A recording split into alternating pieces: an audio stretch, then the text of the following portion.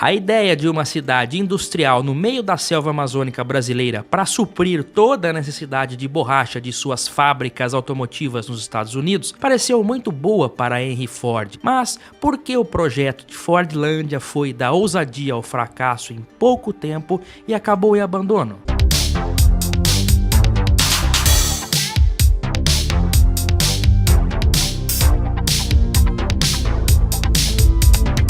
Olá amigos do canal PL, bem-vindos a este canal que traz literatura automotiva e nostalgia. E hoje vamos com um mini doc, vamos contar um pouco mais sobre a Fordlândia, né? O que aconteceu, o que deu errado lá. Você vai saber no vídeo de hoje, portanto curta o vídeo, deu trabalho a pesquisa também, se inscreva no canal se não for inscrito. Olha, o pessoal sabe aí, Henry Ford foi um industrial e empresário norte-americano, fundador da montadora que leva seu nome até hoje. A Ford Motor Company foi fundada em 1903 e foi a primeira a adotar o método de linha de montagem, onde ao invés dos operários montarem um carro por vez, as carrocerias iam andando numa espécie de trilho e cada operário ficava responsável por um procedimento específico. Isso aumentava a eficiência e diminuía o tempo de produção. O Ford modelo T foi o primeiro carro produzido em massa utilizando esse método que revolucionou para sempre a indústria automobilística mundial. No início dos anos 20, Ford já era um dos homens mais poderosos do mundo e dono de um império automobilístico responsável por popularizar o automóvel entre as massas. Feito esse em grande parte devido mesmo ao processo de linha de montagem que foi inaugurado em 1913. Ford tinha a seu dispor quase toda a matéria-prima para a fabricação de seus carros, pois era dono de minas no Kentucky e florestas no Michigan. Mas quando o assunto era o látex necessário para a fabricação de borracha para os pneus, a coisa era um pouco diferente. Na época, o mercado da borracha era dominado por um cartel britânico que controlava a produção e preços no mercado mundial. Primeiro nós temos que entender o porquê, o que levou Ford a ter essa ideia de construir uma cidade de um padrão americano no meio da floresta amazônica. Tudo teve início no ano de 1925, durante um almoço na casa do próprio Henry Ford em Dearborn, lá no estado do Michigan, né? Um amigo dele estava furioso com os britânicos devido aos preços praticados no látex ali necessário para a produção da borracha. Esse amigo era Harvey Firestone, dono da Firestone Tire Company. Ele dizia que se os americanos continuassem refém daquele monopólio britânico, o preço da borracha iria disparar. Henry Ford então disse algo que mudaria a história automobilística para sempre. Abre aspas. Bem, então plante suas próprias seringueiras. O que aconteceu depois disso é que realmente a Firestone plantou mesmo grandes quantidades de seringueira na Libéria, que é um país do continente africano. Já Ford, que era uma espécie de Elon Musk daquele tempo, optou pelo Brasil. Segundo relatos da época, ele havia sido convencido de que a Amazônia era o santuário da seringueira, que era só plantar e colher, o que na realidade não era bem assim, como vamos ver logo mais. Com esse pensamento, ele decidiu não só plantar, mas sim construir uma cidade industrial modelo, pensada a seu modo. Ele foi alertado que abrir um escritório de compras na Amazônia seria um negócio mais viável do que uma plantação e ainda mais uma cidade, né? Mas Ford ignorou e seguiu adiante com o seu projeto, esquecendo também de outros detalhes, como diferenças culturais entre os americanos e brasileiros,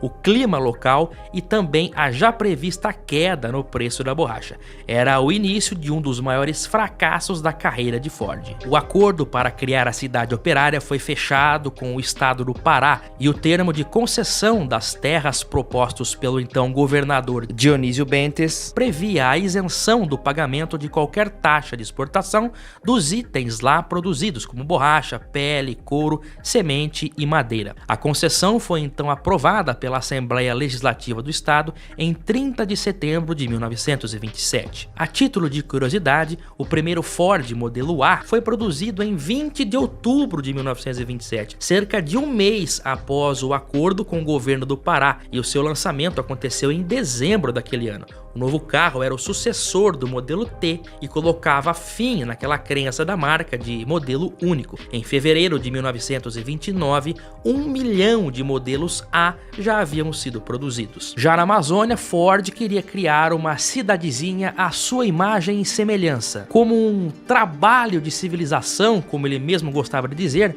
em meio à floresta amazônica. O local escolhido foi o pequeno povoado de Boa Vista, às margens do rio Tapajós, ao sul de Aveiro, no estado do Pará. Foi lá que Ford comprou terras com uma área de mais de 14 mil quilômetros quadrados que seriam ocupados por sua cidade. Só para se ter uma ideia, essa área era maior do que a Jamaica, que possui atuais 10.991 quilômetros quadrados. Em 1928, chegavam de barco em Fordlândia os primeiros grupos de operários, maquinários, tratores e veículos para começar o plantio e também a construção da cidade. Muitos brasileiros foram contratados para fazer a limpeza da floresta, ou seja, desmatar a região para o plantio em massa de seringueiras. 10% de 1 milhão de hectares comprados foi derrubado na base do fogo de grandes proporções e também com tratores, mas em alguns locais os tratores estavam arrancando as árvores com raiz e tudo, e por isso tiveram que passar a usar a motosserra, que era uma novidade também na época, ou na machadada mesmo. Em 1929 já haviam 1.500 pessoas no local que trabalhavam usando crachá numa jornada de 8 horas por dia,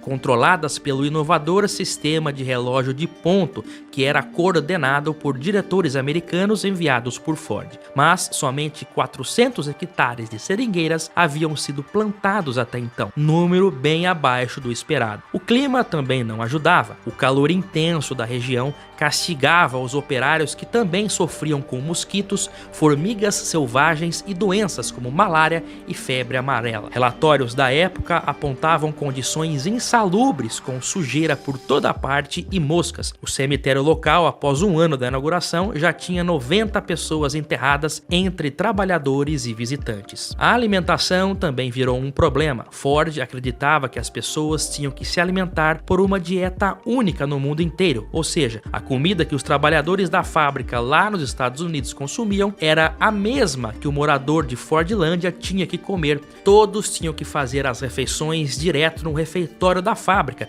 e os valores eram descontados direto do salário. Para piorar ainda mais a situação, no cardápio nada de farinha de mandioca ou peixe não, só tinha aveia, pêssegos enlatados, arroz integral e pão integral. Imagina a alegria do pessoal, né? A primeira revolta de trabalhadores que se tem registro por lá foi já em 1928, mas a principal delas ocorreu em 1930, quando Fordlândia já contava com sua famosa caixa d'água a 50 metros de altura. Trabalhadores que mal tinham ouvido um sino de igreja na vida precisaram se habituar às ordens da sirene, que foi instalada em cima da caixa d'água para ditar os horários do expediente. A situação estava insustentável, com problemas no plantio das seringueiras, baixa produtividade e também o crescimento desordenado do local, com instalações precárias. Brasileiros moravam em cabanas improvisadas e bares e bordéis surgiam na cidade. Ford chegou a implementar a lei seca e proibir os trabalhadores solteiros de saírem da propriedade para bares e bordéis nos arredores. Para piorar a situação, alguns trabalhadores, como pedreiros e mecânicos, estavam sendo forçados a trabalharem como garçom na cidade, e isso era uma afronta para eles. Certo dia, um pedreiro do Rio Grande do Norte cansou-se da fila para entrar no refeitório e começou uma discussão com um coordenador. Logo, a situação evoluiu para um quebra-quebra de tudo que havia no refeitório e terminou com uma massa descontrolada de trabalhadores destruindo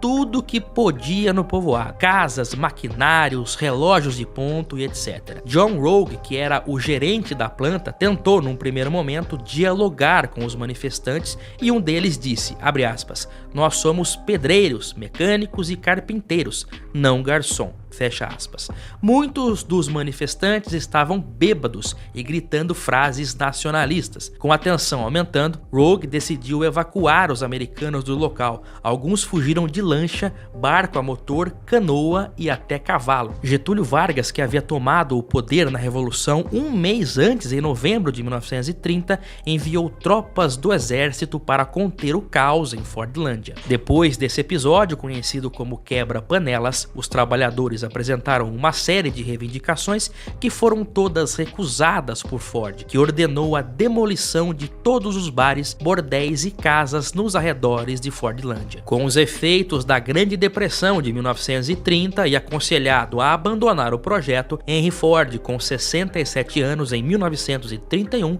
mandou uma nova equipe para Fordlândia a fim de reorganizar o projeto. Muitas mudanças foram feitas. A cidade ganhou um sistema de água encanada, tratamento de esgoto, luz elétrica e melhorias nas escolas e no hospital. Aos poucos, Fordlândia ia tomando formas de uma pequena cidade com casas tipicamente norte-americanas. As residências eram divididas entre a ala dos peões, a vila operária e os diretores americanos, que ficavam nas melhores instalações. O hospital da cidade se tornou um dos melhores da região norte do Brasil e realizava procedimentos inéditos até então, como cirurgia plástica, por exemplo. Pessoas de Belém e de Manaus buscavam o hospital de Fordlândia para tratamentos que eram pioneiros no Brasil. Mesmo com um choque de cultura entre os americanos e brasileiros, novas formas de entretenimento foram introduzidas na comunidade, como um cinema que exibia filmes americanos, bailes noturnos, concursos de jardinagem, futebol, tênis e golfe. Pela primeira vez, Fordlândia chegava próxima do que foi pensado por Henry Ford anos antes, mas a extração do látex das seringueiras ainda estava longe de suprir as necessidades da Ford norte-americana. O então gerente da plantação, Archibald Johnston, concluiu que após anos de investimentos, a produção em Fordlândia ainda era deficitária. Ele então propôs um plano de desmatar ainda mais áreas, aumentando o plantio. O problema é que o desmatamento feito no território afetou o microclima da região e, ao contrário das seringueiras do Sudeste Asiático, que eram plantadas em fileiras densas, as seringueiras de Ford foram plantadas muito próximas umas das outras. Somado isso ao clima úmido, logo se proliferaram rapidamente fungos e uma praga conhecida como mal das folhas, que devastou todo o seringal quando a copa das árvores começaram a se tocar. Só em 1932, depois do fracasso e baixa produtividade, a companhia decidiu contratar um especialista no cultivo de borracha. Chegou por lá o botânico James Ware, que havia trabalhado na Goodyear. Ele afirmou que em poucos anos Fordlândia teria uma produção substancial, mas estranhamente mudou sua opinião logo depois, em 1934, sugerindo que a Ford transferisse as operações de Fordlândia para Belterra, um local próximo dali com um terreno mais plano e com menos vento e umidade. Novas terras foram compradas e um outro núcleo urbano foi construído em Belterra, com a mesma infraestrutura e nos mesmos moldes americanos de Fordlândia. O traçado das plantações ainda era retilíneo, mas as mudas não eram locais, e sim trazidas do sul da Ásia. Na nova cidade, o seringal também foi atacado pelo mal das folhas, mas a utilização de práticas de manejo, como seleção de sementes, utilização de clones resistentes, enxertos na copa e controle com fungicidas, fizeram com que o seringal resistisse mais àquelas pragas. Em 1941, as primeiras seringueiras plantadas em Belterra começaram a ser exploradas, mas a produtividade era extremamente baixa e surgiam novas pragas e ataques de lagartos e percevejos que mostravam que o cultivo da seringueira daquela forma na Amazônia era algo inviável. Com o advento da Segunda Guerra, a Ford suspendeu a produção de veículos civis para produzir jipes, aviões, tanques e arsenais militares. A empresa se submeteu ao comando do governo americano e, consequentemente, a Fordlândia também. Nessa época, cientistas se instalaram em Belterra para estudar técnicas de combate a pragas. O início do fim do sonho de Ford no Brasil foi o surgimento da borracha sintética, que passou a ser largamente produzida em países países como Japão, Alemanha e Rússia e que tornou a borracha natural menos interessante. Além disso, a ideia de terceirização surgia e já não era mais necessário se preocupar com todos os itens necessários na produção de um automóvel. Edsel Ford, filho de Henry Ford, era o sucessor natural no comando absoluto da empresa, porém faleceu em 1943 vítima de um câncer no estômago. Com isso, seu filho Henry Ford II, que não tinha muito preparo para o cargo, teve que assumir o controle da empresa em 1945, pois seu avô Henry Ford, aos 82 anos, estava senil e com problemas de saúde. Henry pegou a empresa numa má fase e sem fabricar automóveis civis há 3 anos. Suas primeiras medidas foram acabar com os projetos deficitários do avô. Com isso, a Ford vendeu Fordlândia e Belterra para o governo brasileiro por $250 mil. O prejuízo estimado pela montadora na época foi de $9 milhões.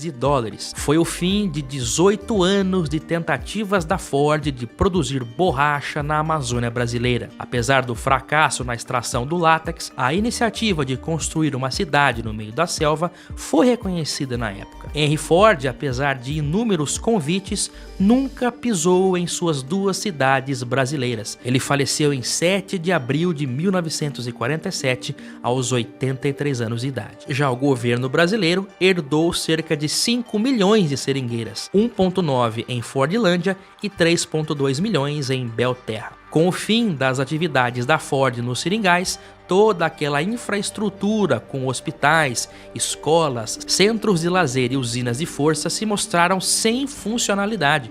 Praticamente todos os moradores americanos voltaram para os Estados Unidos e muitos brasileiros também foram embora para outras cidades. Os moradores que ficaram passaram a viver da pesca e da agricultura local. Aos poucos, Fordlândia e Belterra foram atraindo novos moradores também devido à boa infraestrutura que as cidades tinham. Belterra só se tornou de fato município em 1995, contando até com uma prefeitura própria que era o antigo prédio da administração da cidade. Já a Fordlândia é menor e é considerada um distrito do município de Aveiro, embora a distância entre Fordlândia e Aveiro por vias terrestres seja de 300 quilômetros. É mais perto e pelo rio. Hoje, ao contrário do que se propaga, as cidades, até Fordlândia, não é uma cidade fantasma. Existem alguns prédios que estão abandonados, mas moram pessoas lá.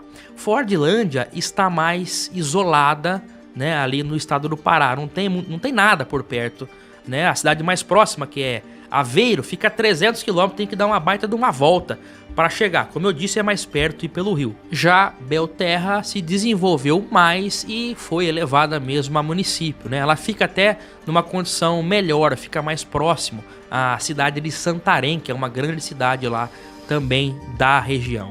Fordlândia e Belterra. Muito se fala, em Fordlândia, mas às vezes se esquecem de Belterra, que foi a segunda tentativa de Ford de cultivar aqui os seringais e que também não deu certo, porque as seringueiras têm êxito naquele local, naquele território, quando são plantadas de maneira natural, longe umas das outras.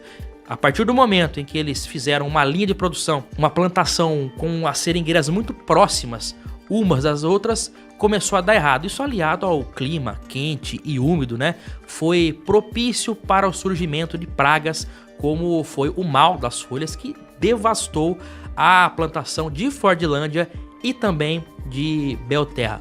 As 2 cidades nunca forneceram de fato borracha para Ford, que passou a usar borrachas de terceiros, como já estava fazendo com a borracha natural, Depois que surgiu a sintética, ficou até mais fácil para eles.